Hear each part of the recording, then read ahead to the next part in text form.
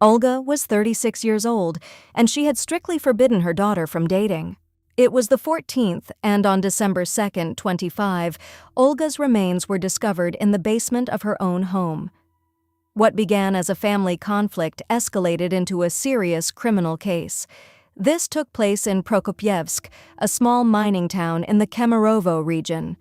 Institutskaya Street, a typical four-story building, like hundreds of others in such towns. The basement here was used for utility purposes. Occasionally, a specialized vehicle would come to pump out water because the building was constantly flooding. The lock on the door had long been removed, as it seemed pointless to replace it, and the intercom at the entrance was broken, meaning almost anyone could gain access. On that day, Olga's partner, Rustam, went down to the basement and discovered her in that utility room. She had sustained multiple injuries from a sharp object. Someone had relocated her there and left the scene. Rustam called the authorities. Investigators and forensic experts from the Kemerovo Regional Investigative Committee arrived at the scene. The entrance, the stairwells, and the basement itself, everything became part of the search area. An important detail was found immediately. Characteristic traces did not originate from the basement. They stretched through the building's entrance. Someone had moved Olga from the top down, from the apartment, through the stairs, and into the utility area. A case was initiated that same day. The fourth-floor apartment where Olga lived with her family became the primary focus of the forensic examination. A sharp object, the suspected weapon, was found. It became clear that the fatal incident occurred right there, within those walls. And then someone methodically moved the evidence down to the basement. The first question facing the investigation was, who had access to the apartment and why? Naturally, as is often the case, the first suspicion fell on the person who discovered Olga, Rustam. Until December 2nd, this family had never raised any concerns from those around them. To understand how such a tragedy could happen behind a closed door on the fourth floor, we need to look at who these people were. Olga had her eldest daughter at age 22. Her relationship with her first husband did not work out. According to unconfirmed reports, the father was admitted to a psychiatric facility, presumably for life. The family arranged for survivor benefits, and Olga raised her daughter alone from then on. She worked in a bakery. Neighbors would later say she was an excellent cook and gave the impression of a calm, family-oriented person. About 3 years ago, Rustam entered her life. He worked at the mine, and according to the same neighbors, he worked hard and consistently. They began living together in the apartment on Institutskaya. Olga became pregnant, gave birth to a son, and stayed home to care for the toddler. For Rustam, Olga's eldest daughter became his stepdaughter. The family consisted of 4: Olga, Rustam, the 14-year-old daughter from the first marriage, and the 1-year-old son with Rustam. The fourth floor, a standard apartment just 150 meters from the school where the eldest daughter studied. A neighbor on the same floor later told journalists she had nothing bad to say about the family. She never saw any conflicts. They did not misuse substances. Another neighbor in the building confirmed, Rustam often helped with household matters. Just a normal guy. The family was not registered with the police or social services. No alerts had ever been sent to any agency. Outwardly, it was an ordinary family in an ordinary mining town. But the investigation needed to determine which of those living behind that door on the fourth floor was involved. Neighbors watched the proceedings from their windows and stair landings. Forensic experts worked simultaneously in the apartment, the stairwell, and the basement. The residents quickly realized that the authorities were focusing on Rustam, which had its own logic. A partner living in the apartment has free access at all times. He was also the one who discovered Olga. In investigative practice, this is a classic focal point. The person who finds the victim often turns out to be the one who hid them, especially in cases of domestic conflict involving a couple in a confined space. Rustam was questioned in detail, where he was, exactly who entered and exited, and when. Neighbors were asked if they heard anything suspicious or saw any strangers. At this stage, the first inconsistencies appeared. The investigation quickly established a key fact. The incident did not occur on December 2nd, as the discovery might suggest.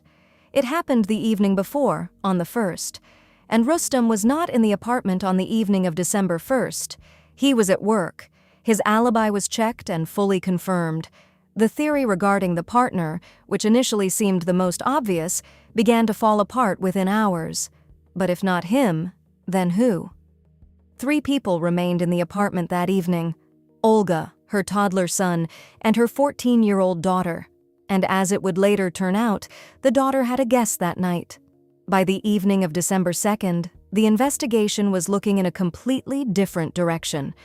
He arrived at the apartment on the evening of December 1st. He was inside while Olga was still alive. It turned out that 2 teenagers, the daughter and her friend, were the last ones to see Olga. Not the neighbors, not Rustam, and not some stranger from the street, but specifically these 2. The individuals no one had looked at until that moment.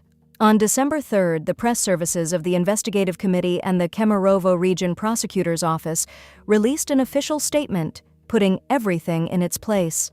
The suspects were Olga's daughter and her 16-year-old acquaintance. According to the investigation, they took turns inflicting wounds with a sharp object to the head and torso. Olga did not survive. It all ended right there in the apartment.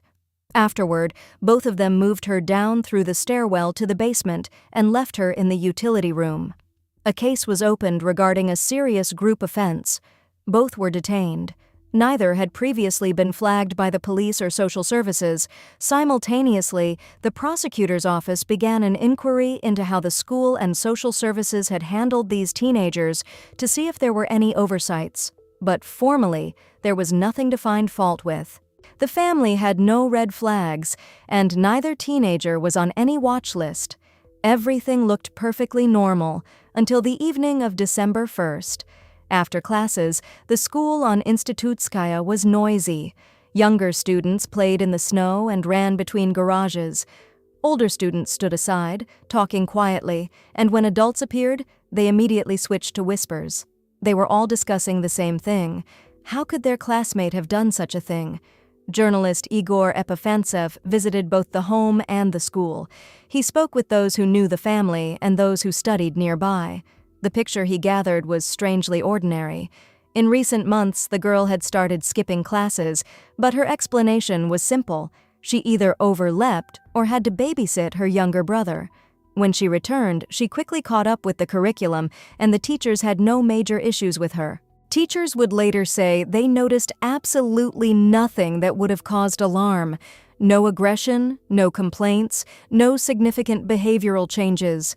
A classmate, speaking with parental permission, described her briefly: quiet, didn't stand out, didn't attract attention, one of those people you pass by every day. Just part of the familiar background. The school sent no signals, social services received no reports, the homeroom teacher recorded no incidents. By all formal criteria, she was an ordinary 8th grader from an ordinary family. And that is perhaps the most unsettling part, that something like this could be planned and yet go unnoticed. The question hanging in the air after this report was, if she was so unremarkable, where did what happened on the evening of December 1st come from? And who was the person with her that night? In the spring of 25, a boy appeared in her life, 2 years older, from a different background, with a different temperament. He didn't attend her school.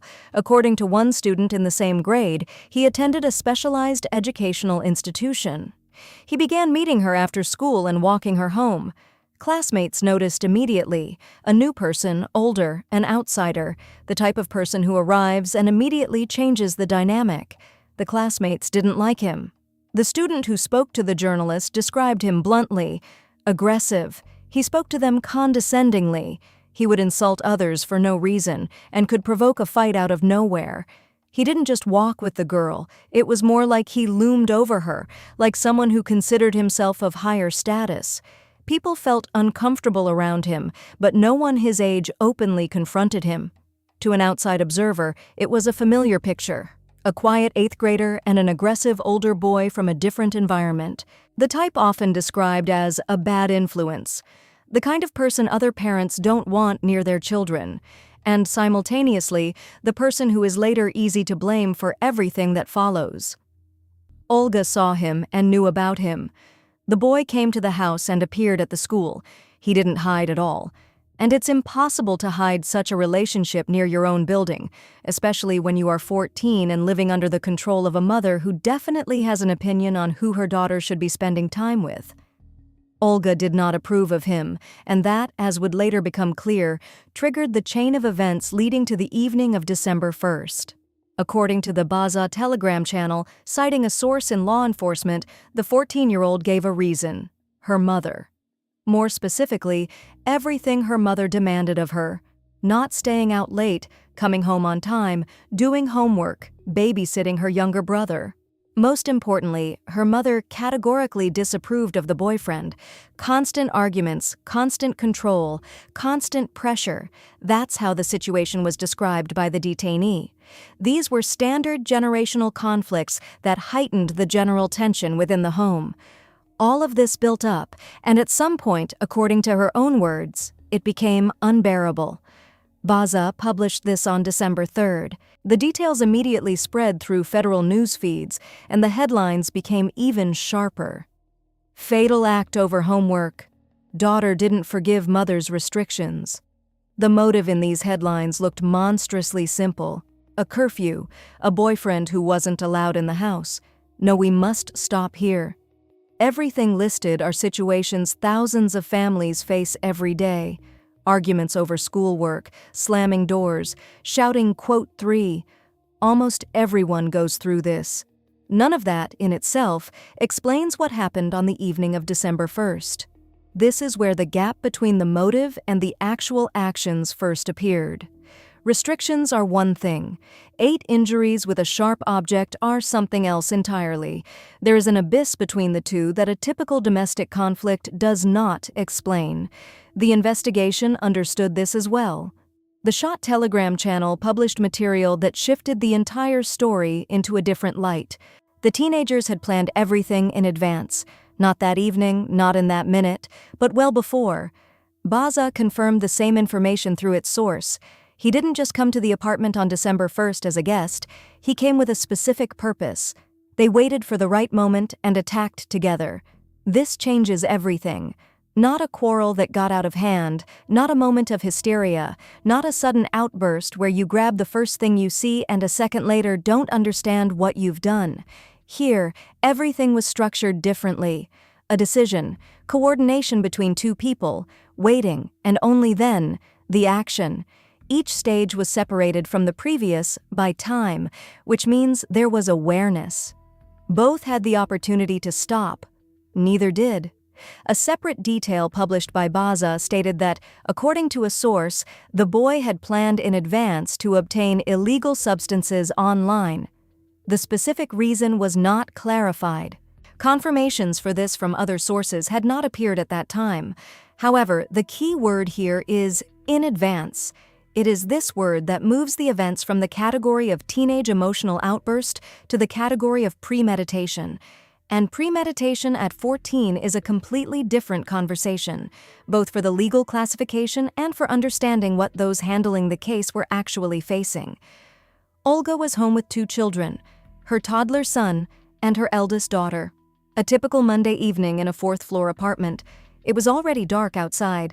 In late autumn in the Kuzbas region, temperatures are below freezing and daylight is short. At some point he appeared. The 16-year-old, the very person Olga didn't want near her daughter. He arrived and stayed. How exactly he got inside is unknown. What happened in the apartment during the first hours of that evening is also unclear. Neither the investigation nor sources provide a full picture of how events unfolded before the critical moment. Likely it looked ordinary at first. Conversely, if Olga saw the boy immediately, it could have provoked another conflict. But the critical moment is known. At some point that evening, the 2 teenagers attacked her. Olga was in her own home, in her own apartment, just a few meters away from her son, who was right there behind a wall, perhaps in the next room. She had no chance. It all ended right there. We don't know where it happened specifically. whether she was in the kitchen, putting the toddler to sleep in another room, or arguing with her daughter in the hallway. But now, two teenagers stood next to what they had just done, and they had to decide what to do next. A neighbor shared what she heard that night. She remembered the time exactly, 10 to 2 in the morning, shouting, stomping, then silence. According to her, Olga was first physically assaulted, sustaining a severe injury to the neck. Then the daughter inflicted 8 wounds with a sharp object. The neighbor spoke with confidence, like someone who had already retold this story many times to investigators and journalists. 8, not 2 or 3. Every time she mentioned that number, it was clear she still couldn't wrap her head around it. Behind the apartment walls, it was a typical night in a mining town. Someone was sleeping. Someone might have heard the noise and ignored it. Nighttime sounds in an apartment building are common. As one neighbor noted, no one called the police. No one knocked on the door. No one nearby could have imagined the reality behind those sounds. Then it went quiet. The neighbor mentioned another detail. The traces on the stairs remained visible even after someone tried to wash them away. They had soaked into the concrete and stayed there for a long time. After the discovery, the basement was locked. That same basement that no one had cared about for years. Now the lock was back, but the reason for its presence was entirely different. What happened next separates this story from most teenage offenses. They didn't run, they didn't cry, they didn't call for help, and they didn't call any relatives or friends. Instead, they began to act calmly and systematically. They needed to hide the victim, 4 flights of stairs, 2 teenagers. How exactly they did it, whether by dragging her or carrying her from landing to landing, is not specified in the records. The investigative committee would later record this in official dry language. Behind those bureaucratic words are 2 teenagers physically moving an adult woman through the entire building at 2 a.m. In a house with 15 apartments, no one came out and no one saw them. They moved her, left her in the utility room, and returned upstairs to the apartment where there were traces on the floor and a toddler who had been alone the entire time. They returned to the apartment, closed the door, and turned on the music. This isn't a detail from an interrogation. It's what the neighbors heard. According to residents who later spoke with journalists, loud music blared from the 4th-floor apartment throughout the night, not as background noise but loud enough to be heard through the walls. No one has explained exactly why. To drown out sounds? To drown out their own thoughts? To fill their heads with anything else? Or a third option, the hardest to grasp. They turned it on simply because everything was over and they could now do whatever they wanted. Each version is chilling in its own way. That's how the night passed. They remained inside. The mother was 4 floors below in the basement. Only a few hours remained until Rustam would return. He came home on the morning of December 2nd, an ordinary start to the day. He went up to the 4th floor and entered the apartment. Olga was not there. The toddler was there. The daughter was there. But Olga was gone. For a man who had lived with her for 3 years and saw her home with the child every day, this immediately raised questions. She wasn't the type to leave silently without telling anyone. She wasn't the type to leave a toddler and just vanish. Not a single message, not a single call, nothing to explain where she was. It is unknown what the daughter told him, whether she explained her mother's absence, lied, or stayed silent. This part of the case file has not been disclosed, but Rustam began to search. Everything suggested something was wrong. What exactly made him go down to the basement remains outside the published data. Perhaps he noticed the traces on the stairs that hadn't disappeared. One way or another, he went down and found her. More than 12 hours had passed since the attack. All night and part of the morning, she had lain 4 floors below her own home. Above her was the basement ceiling, and above that, 4 floors of ordinary life. People were waking up, getting ready for work, walking dogs, boiling kettles.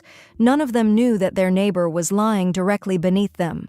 Rustam called the police, and from that moment, the house on Institutskaya ceased to be an ordinary home. The case was solved within hours, not days or weeks, hours. It didn't require long searches or complex undercover work. Investigators didn't have to build a case from scratch. Everything was literally on the surface. They didn't even try to hide the weapon. The sharp object remained in the apartment.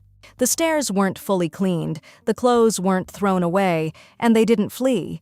They stayed right there in the same apartment where it all happened and calmly waited for the morning, as if the consequences didn't concern them at all. Forensic experts collected evidence and questioned the residents. Both were detained. According to ura.ru, the suspects were identified just a few hours after the discovery. Investigators began interrogations, and both the boy and the girl confessed to their actions. How they behaved during the arrest, whether they were silent, calm, resistant, or not, is not specified in any available sources. The daughter's motive has already been mentioned, but there was a question that bothered everyone. Him. Why? A 16-year-old from a different school and a different family participated in this. Olga wasn't his mother. She didn't live with him or control his life. He had no conflict with her, at least not one that could explain his involvement. During questioning, he gave an answer. The boy stated he did it out of "5" for his girlfriend. He knew what she wanted, waited for the evening, and agreed.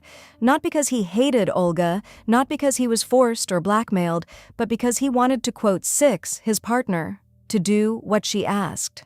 In investigative terms, personal animosity and prior conspiracy. In the language of a 16-year-old, love. Two ways of describing the same thing, with an abyss in between. Both gave testimony. Both described the circumstances. There are no mentions in available materials of hysterics, tears, refusals to testify, or attempts to blame each other. The motive, the plan, the execution, the confession, it was all there. Formally, the case looked closed from the very first hours, but as more details emerged, understanding grew thinner. He came to _7_ his girlfriend. Until that moment, one could stick to a convenient theory. The boy was older, more aggressive, from a specialized school. The classic "8" who leads a quiet 8th grader astray. She was the follower, he was the driver. This scheme is familiar and easy to wrap one's head around. That is how most people perceived the story in the first days. But the investigation established the opposite. According to reports, she was the initiator. She chose the day, let him into the apartment, and she determined exactly what was to happen. He agreed. Psychiatrist Vasily Shurov, commenting on the case for news.ru, stated it bluntly. She arranged for him to act as the executor. One conceived, planned, and organized it. The second agreed and came to do what they had settled on. Here, the previous picture is flipped. The aggressive boy from the specialized school who could start a fight out of nowhere turned out to be the follower. He came when called and did as he was asked. Meanwhile, the girl everyone considered invisible was the one who built the entire scenario. At 14, without any visible signs that something was wrong, without a single signal that any teacher, neighbor, or social worker could have noticed in time. In his comments, Shurov offered an assessment that no one had voiced out loud until then. One would wish it were some kind of madness or a severe addiction, but I see very specific calculation here. Very deliberate actions. Perhaps an antisocial disorder. Madness would be easier. Addiction would be more understandable. An emotional outburst would at least be explainable. Each of those words would provide some solid ground, some explanation to hold on to. But here, none of those saving words apply. Shurov saw a classic pattern, planned, coordinated, carried out to the end, with assigned roles, a concealment phase, and a complete lack of panic afterward. The term antisocial disorder was mentioned for the first time in the context of this case. Not as a diagnosis, but as a professional assumption from a practicing psychiatrist. Something that had been forming long before December 1st. The results of any psychological examinations had not been released at that time. On December 4th, the court sent the 16-year-old to a detention center. On the 5th, she was arrested. Both are in custody, accused of a serious group offense. There was no talk of house arrest or a more lenient measure. On December 6th, AIF Kuzbas reported that Alexander Bastrikin personally requested a report on the case. From that moment, the case ceased to be a regional matter and came under federal control. Child and family psychologist Maria Myasnikova addressed the questions that were hanging over the entire story. AIF Kuzbas asked directly, "Can a teenager do something like this because of chores and restrictions?" The answer was unequivocal. A teenager with a healthy psyche, raised in a safe environment? No, they cannot. Conflicts will happen, aggression may occur, but it does not lead to what happened on Institutskaya, not even with the most powerful hormonal surge or the strictest parental rules. Myasnikova wasn't diagnosing, she was drawing a line. There is a limit to what a normal teenage protest can produce. What happened in that apartment is far beyond that limit. This suggests one of two things. Either the environment the 14-year-old grew up in wasn't as safe as it seemed, or the issue wasn't the environment, but her. Something forming inside that never reached the surface. Something a teacher doesn't see in class, and a classmate doesn't notice during break. Both options are frightening, but the second is more so. If it's the environment can be changed. If it's the person, it's much harder to fix. On her social media page, it looked like the typical life of a teenager, but with details that had not been mentioned elsewhere. She was a member of a martial arts club practicing karate. She didn't just attend, she competed. She knew how to strike and wear, a skill most of her peers didn't have. She knew how to act in a group. But the most important thing on her page wasn't karate or the youth military organization. It was her status, gratitude to her father. Not to the mother who raised her since age 22, and not to the stepfather who lived with her and provided for the family, but to her biological father, the one who wasn't there and couldn't be. She chose him, the absent one with a diagnosis, and idealized a person she barely knew, likely rejecting the person who was there every day. The mother who provided, but also controlled. A living, real, imperfect person versus an image in her head that she could build however she wanted. Martial arts, military discipline, gratitude to an absent father, and complete silence about the mother who was present. All of this was on an open page, and no one put the pieces together. Individually, each element looks normal. A teenager doing sports, being in a patriotic movement, missing her father. Normal, normal, and normal. It only becomes not normal when you put them all side by side. Olga, the bakery, survivor benefits, Rustam, the son, the apartment on the 4th floor. On December 1st, all of that ended. A basement in her own home. She planned, she called, she participated. He came, he agreed, and called it love. The motive given during questioning was strictness. Control and restrictions. It sounds like an answer, but it's a screen. Two teenagers, seemingly without substances or obvious madness, built a plan, found an executor, waited for the evening, carried it out, and then turned on the music. The psychiatrist said, calculation, possibly an antisocial disorder. The psychologist said, a healthy psyche doesn't produce this. The biological father, presumably in a psychiatric facility for life. Karate, the ability to strike, military discipline, skipping school, perhaps the first cracks that no one read. The boy, not a random choice, but someone who could be controlled. The teacher saw the absences but wasn't alarmed. Neighbors saw a quiet family and didn't think twice. Social services received no signals, no one sent them. A detention center, forensic evaluations, federal control, an empty apartment on Institutskaya, a locked basement. We look for a quote 18 wanting an answer that puts everything in its place. A strict mother, a bad boyfriend, a difficult inheritance. But sometimes there is no such answer. There is only what happened, and a mother found in the basement of their shared home. To our viewers, if you notice any unusual behavior or aggression in your children, especially during the difficult teenage years, please do not hesitate to seek professional help. Let us know your thoughts on this case in the comments.